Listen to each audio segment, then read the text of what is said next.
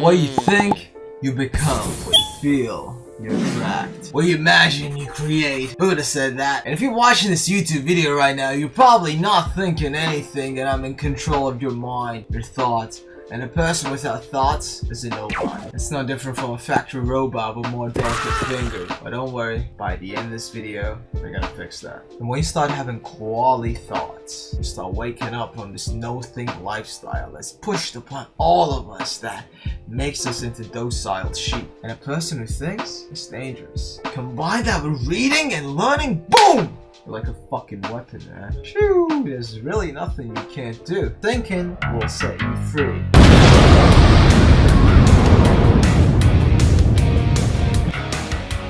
And number one is that you consume mindless fucking entertainment and you don't read. The entertainment we consume is brain fucking dead. I mean, I like movies and video games like we all do, but they have their time and place. When was the last time something, some media, some form of art really made you think? When you don't consume media that engages your mind, how do you expect to think quality thoughts? You know, I read philosophy, psychology, self-improvement books all the time, and my mind is in constant motion, like a machine that's constantly oiled, right? It's in motion. And your mind is like a garden, right? If you don't cultivate it, if you don't plant seeds, things will still grow, but the things that grow, they're gonna be weeds. They're gonna be the fucking ugly fucking plants that no one fucking wants. And if you just put in good seeds of knowledge and books and quality fucking entertainment and media, then it's gonna blossom and it's gonna be like a beautiful Chinese garden. You come in with the rake, you put some pebbles in, and your thoughts become your habit, and your habit becomes your circumstances, your life. It all starts in the head. So do you want to have a weed fucking garden that looks like shit, or do you want to have one of those beautiful Japanese gardens? For example, a year ago I was in the dumps, depressed as hell, right? I worked as a factory worker in a kitchen porter till midnight, sometimes 6 a.m. You know what I would do?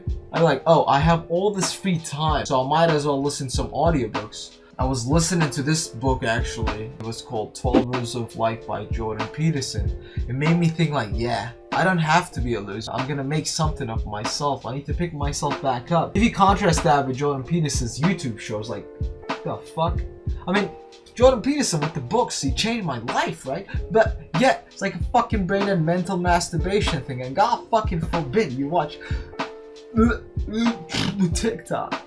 Ew! The worst dating show! Famous guest destroys videos! What the fuck, man? What the fuck is wrong with you? You're not. I got a surefire way. Get into books and media that will engage your mind. Now I'm gonna assume you play video games. You like playing video games, so this is perfect for this. I remember, I was playing Crash Bandicoot on my Nintendo while listening to 48 Laws of Power. It's like a 24-hour listen. Do you know how fucking book that book is? No way I'm reading that big ass book, finishing it. Like, no fucking way. If you're a Zoomer like me and it's like, oh, just play Crash and listen to some shit. Yeah, I can do that. I can fucking play Crash for 20 hours while I have some fucking guy telling me about the 48 Laws of Power. Yeah. Or let's say you're on the bus or you're walking on a train, just put in some audiobooks, man. That's literally all it takes. Now, if you're playing video games, the game should not engage your mind, so ideally it would be an FPS game or like a platformer game. Don't fucking play League of Legends, please. If you play League of Legends, fucking love. So, you need to be able to turn off the audio completely and still be able to play the game. I would also recommend you get a Kindle to read because I pirated like more than half my books, so the ROI on it is insane. Number two is that you don't reflect. You're always distracted. You hate silence, dude. Let's make a fucking bet, okay? I know I'm gonna win this 100%. I'm gonna win this. You cannot tolerate silence. Everything has to be flashy and powerful. There has to be something going on all the time. Okay, let's make a bet. Alright, for 30 seconds, I'm just gonna stare into your eyes. I bet you can't even do that. I know you're gonna click off this video, skip forward. I'm not gonna talk, just silence. And mine is so fucked they cannot just look at me for 30 seconds. Okay? Let's go. 30 fucking seconds.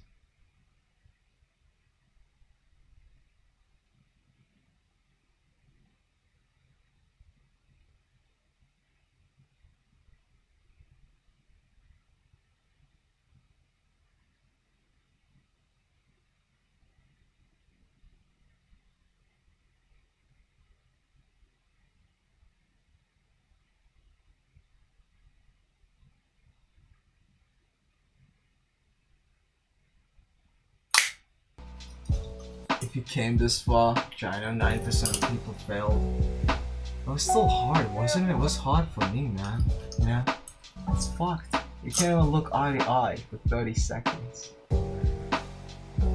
You know, I see people my age, it makes me so fucking sad, you know. One night, there was this beautiful weather outside with the birds chirping. I wanted my flatmates to just come out to enjoy it, you know. Just walk down the door, literally here. It's literally outside my window. And I told them to not take their phones, bro. They fucking lied. They snuck their phones out, man. People our age can't even just shut up and enjoy the scenery. Can't even enjoy the beauty of the nature. How fucked up is that? That the average person cannot appreciate the beauty of the nature. You have to be glued to this fucking machine that some poor Asian kid made. Some fucking company, some fucking technology. Our gods and our fucking trees are dead and corporations have replaced them. You know why shower thoughts are a thing? It's because that's the only time we don't have our phones with us. I mean, even when sitting down, I wrote shitting down in the script. Why did I write that? Even when shitting, yeah, your phone with you, and they'll be like, oh, I don't. I know you do. I do too. Okay, let's just admit it. Okay.